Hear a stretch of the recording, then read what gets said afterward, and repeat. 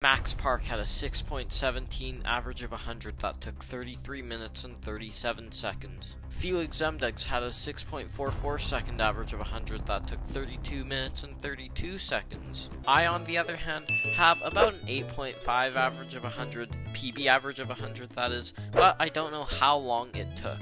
How do I stack up against some of the greatest cubers of all time? How fast can I complete an average of 100? Let's go. So scrambling and inspection are gonna have to be fairly quick, I think.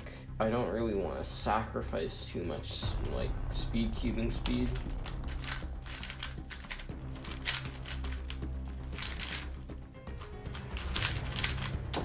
There we go, that's one solve. This is gonna be a sweat fest. And indeed it was. I was just trying to scramble as quickly as possible, find an okay cross, maybe not the best cross solution, and then just execute at my peak performance. I made a remark about fatigue and how it usually affects me. It kicks in at around maybe 50-60 solves, and then I mentally start slowing down, but my actual solve times do not really take that big of a hit. Other than that, I just continued my quick inspection, my quick scrambling, and my quick execution. Just like anyone else, of course, I would have some very stinky solves.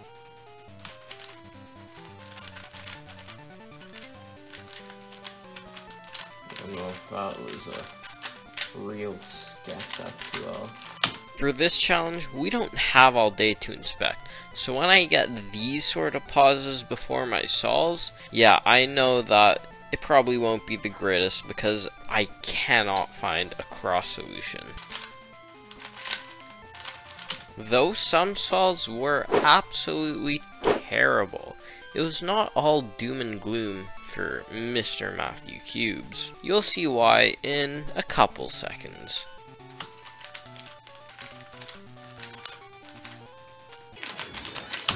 Oh,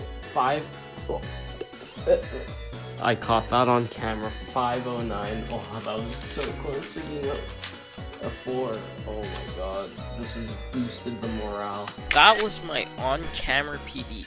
And that has been my best solve since this recording, which was maybe about a month ago. I was super lucky to get that solve. I recorded it. Like, what could get better than that? Obviously nothing, because 2 of the next 6 solves were over 10 seconds. I continued solving, trying to not let the bad times really get to me, but a little bit of frustration did pour over.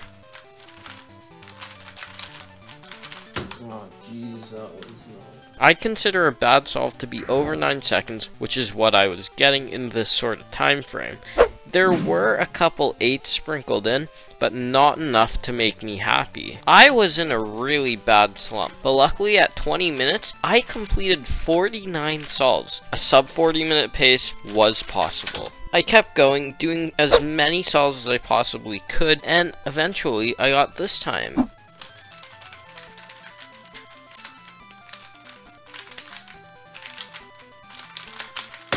Ooh, that's a solid time. I also got this.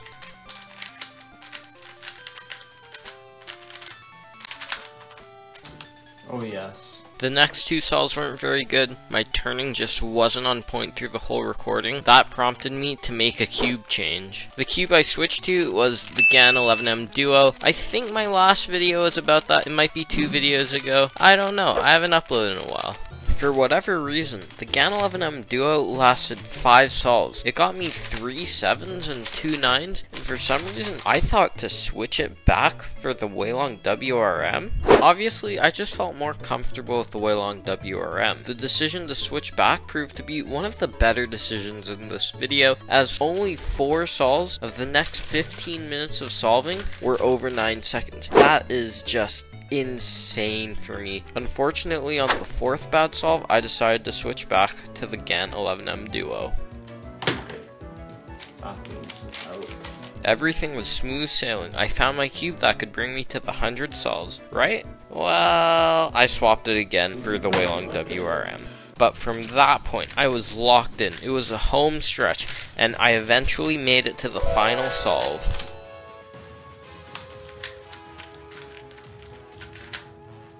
Oh no, look ahead.